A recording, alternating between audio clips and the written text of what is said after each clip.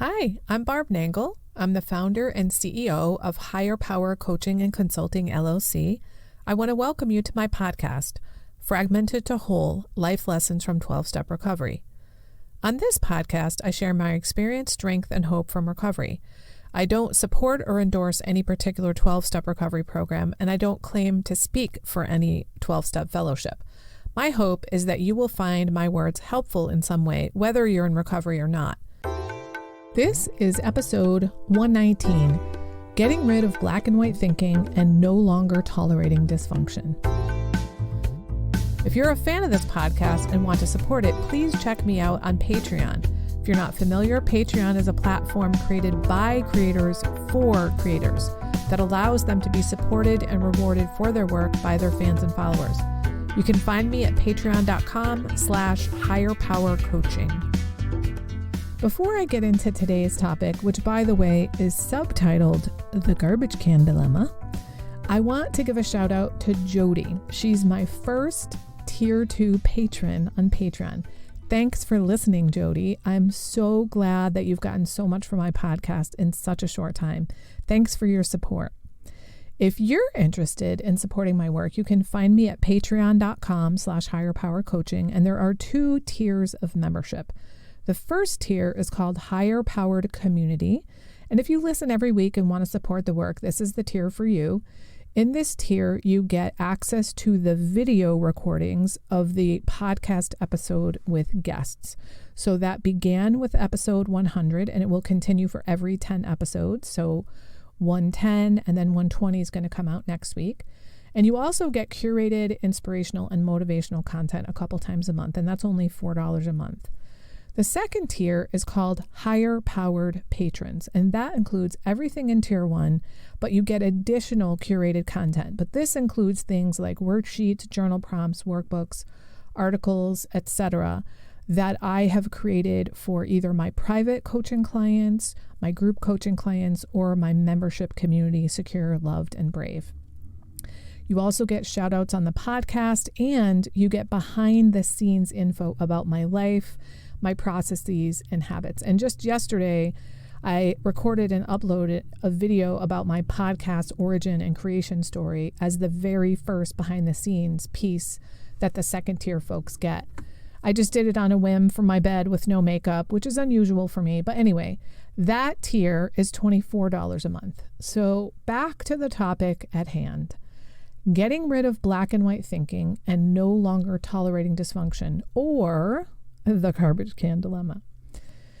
So this story comes about because I was talking with a sponsee who has been learning to fully and purposefully occupy his home and to get rid of the legacy of free family furniture that he got from various generations of his family.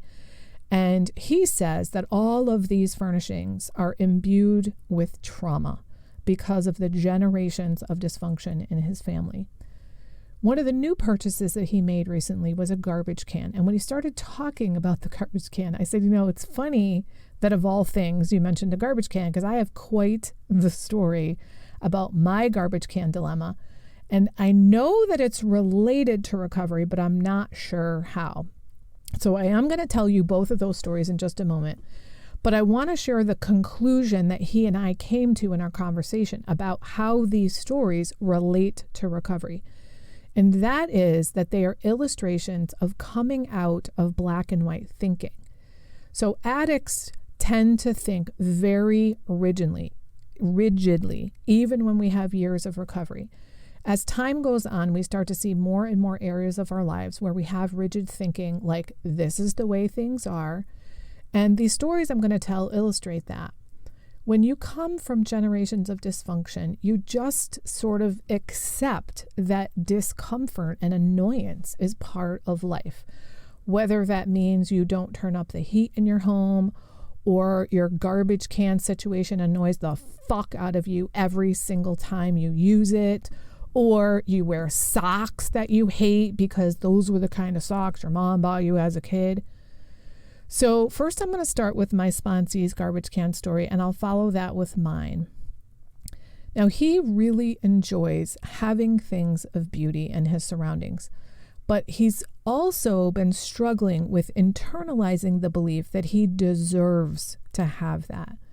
He recently went to a friend's home and his friend had what he called a very sexy garbage can. And I was like, what the hell is a sexy garbage can?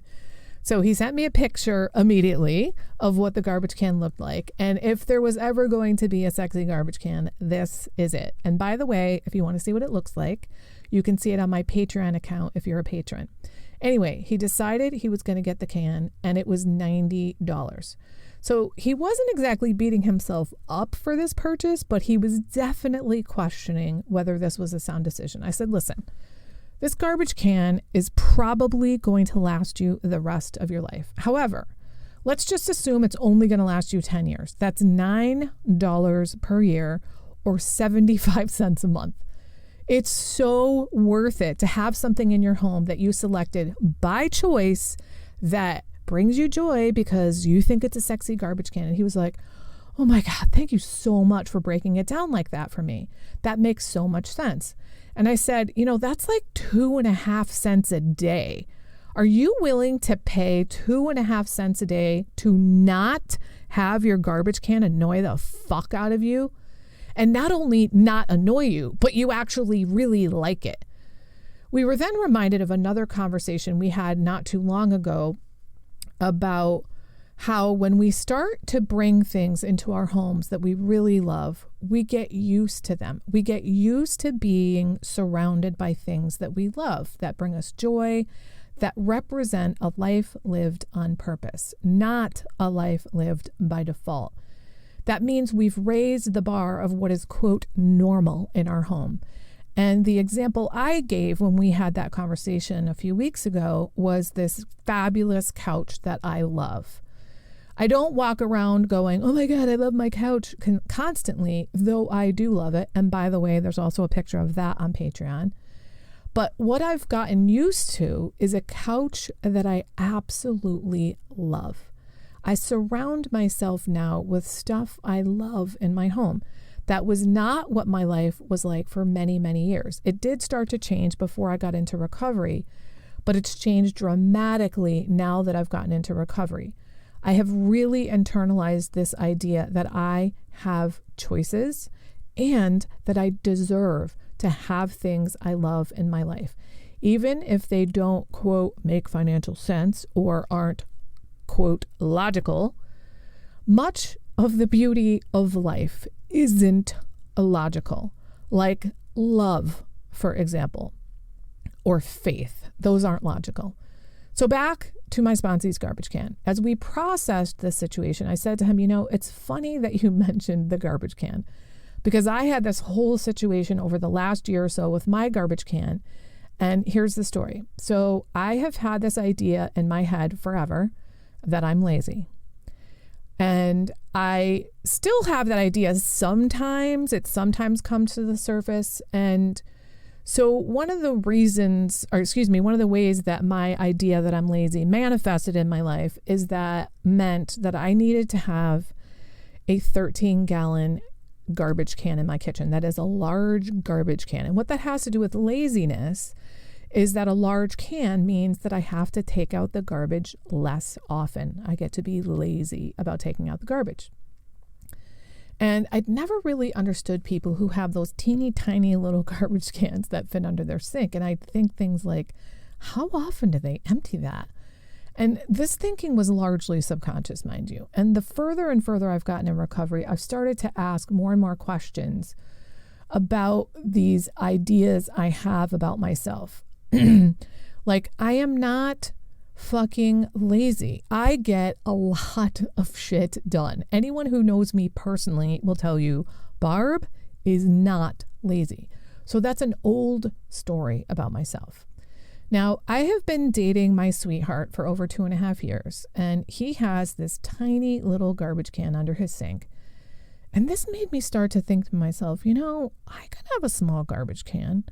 But then, listen to this, I thought, well, I have this giant box of like 250 13-gallon garbage bags. And my rigid thinking brain was like, well, I have to use up those large garbage bags before I can get a new, smaller garbage can. Well, then one day I'm at Chuck's and I go to empty his tiny little garbage can. And as I go to pull the garbage bag out, it turns out he's got a gigantic garbage bag in there. And this just blew my mind. I was like, wait, what? I could put a large garbage bag in a small garbage can? Holy shit. And then I realized, wait, I have a medium-sized garbage can in my bedroom. So I decided to switch them. I put the large garbage can in the bedroom. I mean, it is a perfectly good garbage can, so there's no reason to get rid of it. And I put the medium one in the kitchen. And I put it where the other one used to be. It was against the wall, but it was kind of like out in the middle of the kitchen, which sometimes is pretty gross because kitchen garbage gets pretty gross, and it's sometimes in the way as I move around and do cooking and stuff. And after a little while, I was like, wait a minute. I could put this medium-sized garbage can under the sink. Mind blown again. Now, under the sink was a dish rack that I never use. It's been under there for years, and I never use it. I have a dishwasher, but when I need to wash things by hand, I put a towel on the counter, so I never use the dish rack. And it's just been there, taking up space under my sink, annoying me for years. So I pulled it out, and of course I didn't throw it away immediately because it's a perfectly good dish rack. I put it in a closet for 6 months. And then, I got over my black and white thinking and realized it's okay for me to throw that away. So I put the medium-sized garbage bag under the sink, and I empty it whenever it needs to be emptied because I'm not lazy. In fact, yesterday I emptied it when it wasn't even halfway full because I had some potatoes rotting in my pantry and I put them in there and it stank. So I'm sharing this whole garbage can dilemma to show you that no matter how much recovery you have, you may still be likely to have some vestiges of the addictive thinking, that stinking thinking. And you're probably also going to continue seeing new ways in which you're putting up with discomfort and dysfunction based on patterns from the past. The way I think about the process of recovery is this. First, I got rid of the boulders, the big giant things that were not working in my life. Then I got rid of the rocks, the moderate-sized things in my life that weren't working.